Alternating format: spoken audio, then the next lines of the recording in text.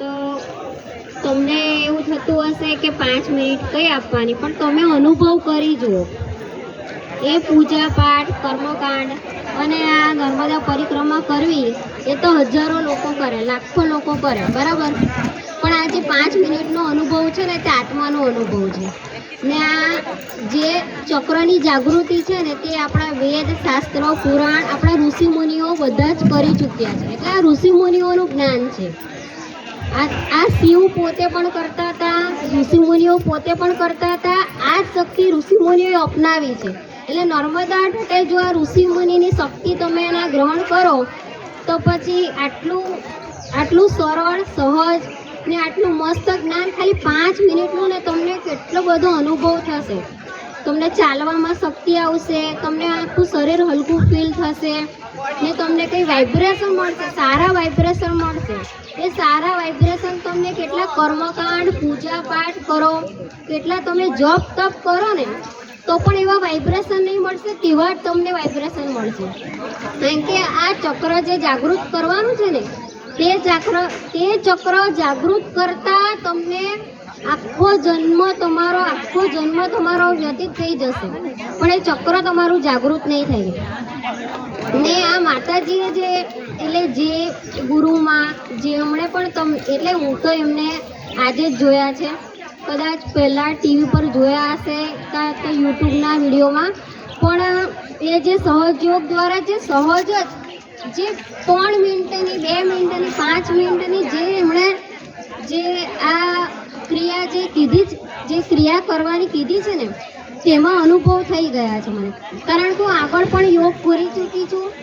એ physical છે, આપણા બોડીના આપણા સારા માટે છે, પણ જે આંતરિક આપણા માનસિક શાંતિ માટે જે યોગ છે, જે આત્મા અને પરમાત્માનું જોડાણ, તે યોગ છે આત્મજોડાણ.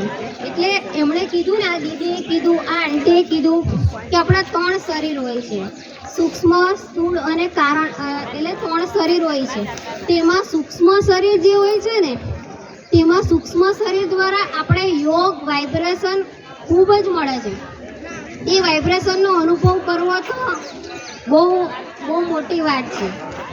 ને જે વાઇબ્રેશનની જો હું વાત કરું છું ને તે તમે આખા તમારા જે કોઈ મંત્ર જાપ કરો, કંઈ પણ કરો ને, તમે મંત્ર જાપ કંઈ બી કરો, પૂજા પાઠ કશું પણ તમે કરો ને તો તમને ખાલી થોડો ઘણો માનસિક શાંતિ મળે. પણ આ જે શક્તિ જે જાગૃત કરવાની છે ને તે કોઈ નાની વાત નથી. એ એમણે જે ફીલ કરવાનું કીધું ને કે ગરમ અનુભવ થાય, વાઇબ્રેશન થાય, થોડો મેગ્નેટિક અનુભવ થાય. એ આ ચક્ર એ મૂલાધારથી લઈને સહસ્ત્રાર સુધી જાગૃત થાય ને તો જ થાય. ને એ બહુ મુશ્કેલ કામ છે. આ ચક્ર આટલા સહજ રીતે જાગૃત થવા ને એ બહુ જ મુશ્કેલ કામ છે. ને મારા આ 37મું રનિંગ ચાલે છે, તો ઉંમર મારી નાની લાગતી હશે, તેમાં હું આગળ પણ યોગા ટીચર તરીકે રહી ચૂકી છું, મેડિટેશન કરી ચૂકી છું, પણ મને અનુભવ નથી થયા જેટલા મને 5 મિનિટમાં થયા છે. એટલે એમનું જે સહજ જે ધ્યાન છે ને તે તમે 5 મિનિટ આપો એટલે તમે નર્મદા પરિક્રમા કરવામાં જે 5 મિનિટ ઓછા મોડા પહોંચશો ને તો ચાલશે, પણ એ અહીંયા જે વાઇબ્રેશનને શક્તિ મળશે ને, અહીંયાથી વાઇબ્રેશનને તમે શક્તિ લઈને જશો ને તો તમને ચાલવામાં પણ ખૂબ સરળતા રહેશે. તમે હલકા ફીલ થઈ જશો ને તમને માનસિક શાંતિ પણ મળશે અને કોઈ અનુભવ થશે. અનુભવ તો મળશે જ, આજે આખા દિવસ તમને સારા વાઇબ્રેશન મળશે, તમને માનસિક શાંતિ મળશે.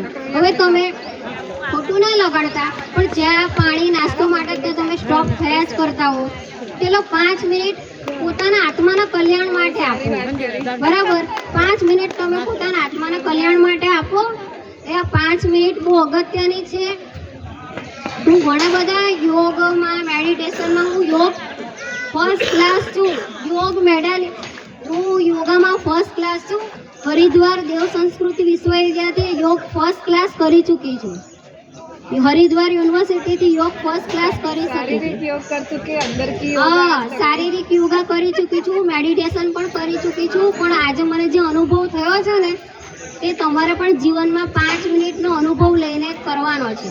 બરાબર, 84 લાખ યોનિઓમાં આ અનુભવ થાય સહજ, તે બહુ સારી વાત છે. આ આપણે નર્મદા માતાની પરિક્રમા કરીએ, બરાબર, ને જે મારા વડીલો છે એમને તો ખાસ કરો તો સારું, કારણ કે બેઠા બેઠા જ કરવાનું છે. વડીલો જે છે એને 5 મિનિટનું ધ્યાન છે, તમે ઘરે પણ કરો તો તમને માનસિક શાંતિ મળે અને આ તમારું સહસ્ત્રાર જાગૃત થાય તે તો બહુ જ મોટી વાત છે. ચલો, મને સાંભળવા માટે થેન્ક યુ. હજુ પણ મને કઈ શબ્દ મળતા નથી બોલવા માટે, નહીં તો હું તો બોલવામાં ઘણું બધું બોલી રહી છું. ये बड़ौदा वाला इनसे बुला लेना, बड़ौदा में થેન્ક યુ. કહેવા માટે